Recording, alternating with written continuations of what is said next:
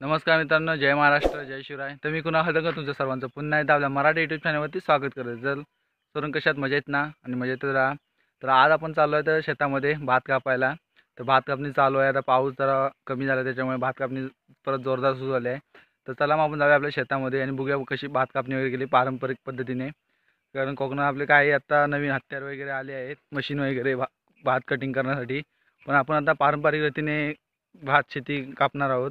तर चला बघूया आपल्या शेतावरती जाऊ. तर हे बघा, हे निघालो आता आपण आपल्या शेताकडे. तुम्हाला तर पहिल्यांदा शेत दाखवलं होतं एकदा की शेतावर फेरफटका. त्या शेतात आपण चाललो आहे आता. थोडं भात पडलेलं पण आहे आता. गेल्या तुम्हाला एक माझी व्हिडिओ बघितला असेल तुम्ही की पावसाने किती नासाडी गेली ती भाताची. त्या व्हिडिओमध्ये तुम्हाला दाखवलं आहे मी. खूप प्रकारे नासाडी झालेली. आता घेऊन चालू आहे त्या शेतावरती भात कापणी चालू आहे. हा रस्ता आहे तो तिकडे जाण्यासाठी.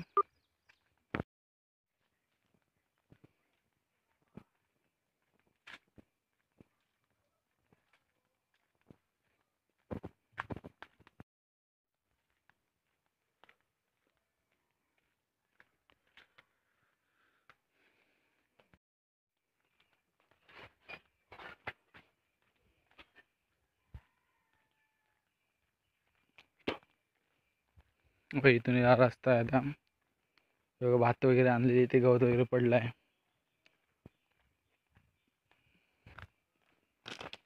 तर इथे आता आपण आलेलो आहे. आता भात कापणीसाठी इथं सुरुवात करणार आहे. इथं हे आधी बाकीच्या माळे कापून झाले, आमच्याहून थोडे झालेले आहेत. तुम्हाला दाखवतो इथे.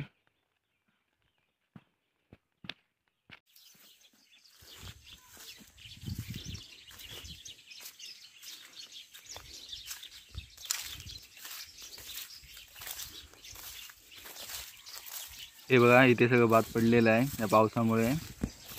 2-4 दिवस तो खूप असा भयानक पाऊस होता, त्यामुळे हे सगळं भात पडलेलं आहे.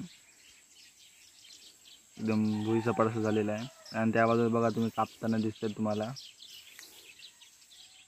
तिथे जाऊया आता.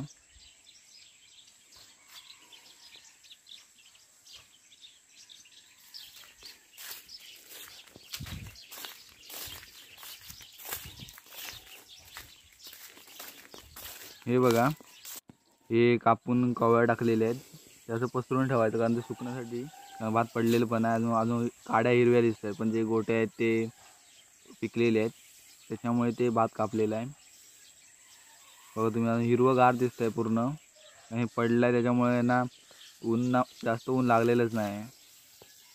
कारण पाऊस होता 2-3 दिवस.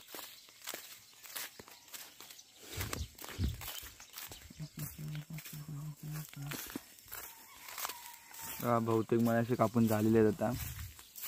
आणि इथे आता सगळेजण कापतात भात. भाऊ आहे, काका आणि आई.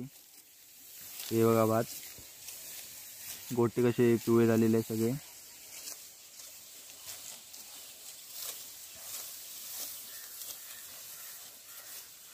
हे भात आता पाऊस पडतो ना, संध्याकाळचा दररोज पाऊस येतो, त्यामुळे ना कवळ्याच ठेवले आहेत. जसे मूठ ठेवतात ना, तर त्याचप्रमाणे ठेवले आहे, कारण तसेच बांधायचे आणि घेऊन यायचे. हे बघा कशा प्रकारे कापतायत. एक एक आवा घेऊन कापायला लागतं. आणि तसंच ठेवलेलं आहे ते. कारण आता पसरवून लावलं तर पाऊस पण खूप येतो आहे.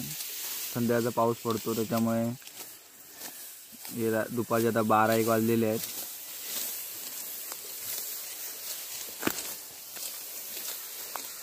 इकडे भाऊ पण कापतोय.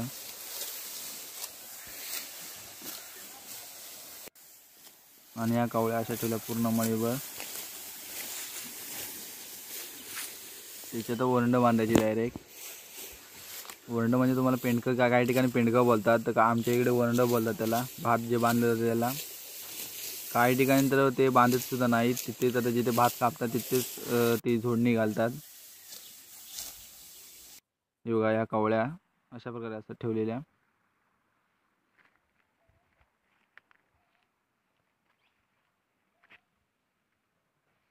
मळीवर पसरून ठेवलेल्या कवळ्या सुकल्या ना एकावर ठेवल्यामुळे भात झोडायला पण चांगलं जातं. सुकं भात गवत वगैरे भेटतं, त्यामुळे भात सुकवायचं असतं भात कापून झाल्यानंतर. आणि आता वरंड बांधायला सुरुवात पण करतील. आणि थोडं वरती मळप पण भरलेला आहे. म्हणजे पाऊस येईल किंवा नाही काय सांगू शकत नाही. हे बघा या कावळ्या, आणि ते बाजूला तुम्ही वरंड बांधते दिसली असते तुम्हाला. ती कशी बांधायची ती पण दाखवतो तुम्हाला. काका बांधतात ते वरंड.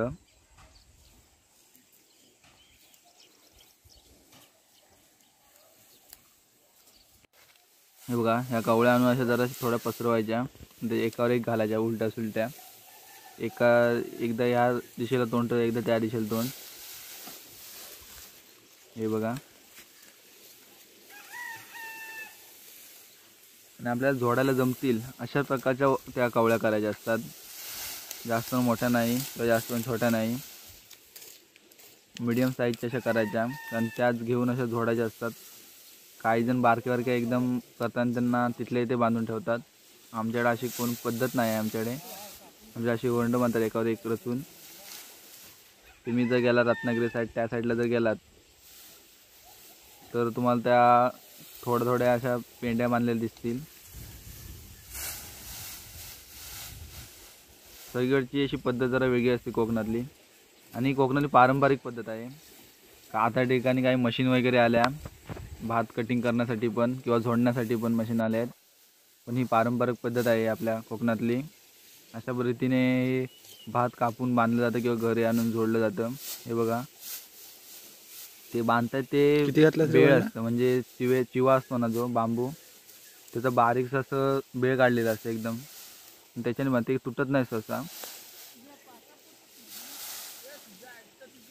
वरंड बांधून झालेलं आहे. अशा प्रकारे सगळे वरंड बांधणार.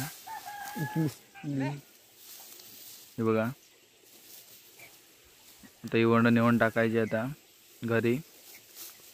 आम्ही इथे क्षेत्रात नाही जोडत, घरी नेतो आणि सर्व भात जोडतो. ते भात कापताना पूर्ण बांधून झालेलं आहे, आणि ते उरलेलं आहे ते भात कापतात आता.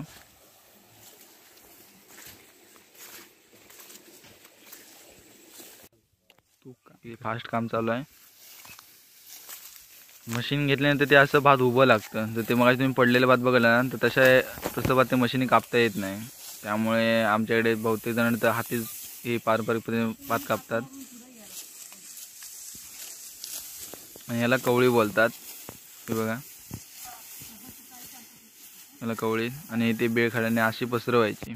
परत दाखवतो ते थोडंसं एक डेमो.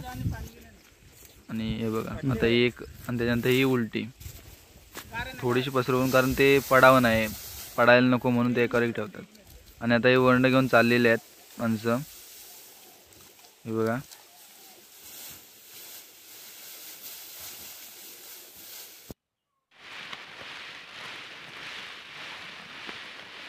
हा भाऊ आणि आई आहे. हे वरंड घेऊन जातात घरी ते शेतातून आमच्या. जर व्हिडिओ आवडल्यास नक्की लाईक आणि शेअर करा. तसेच आपल्या चॅनलमध्ये जर नवीन असाल तर सबस्क्राईब करायला विसरू नका. आणि जे तुमचे काही कमेंट बॉक्समध्ये सजेशन असेल ते कमेंट बॉक्समध्ये नक्की द्या. ते म्हणून त्याच्याने बांधतात, किंवा भेंडीचे दोर असतात त्याच्याने सुद्धा काही ठिकाणी बांधतात. आमच्याकडे बहुतेक ठिकाणी अशाच पद्धतीने ही वरंड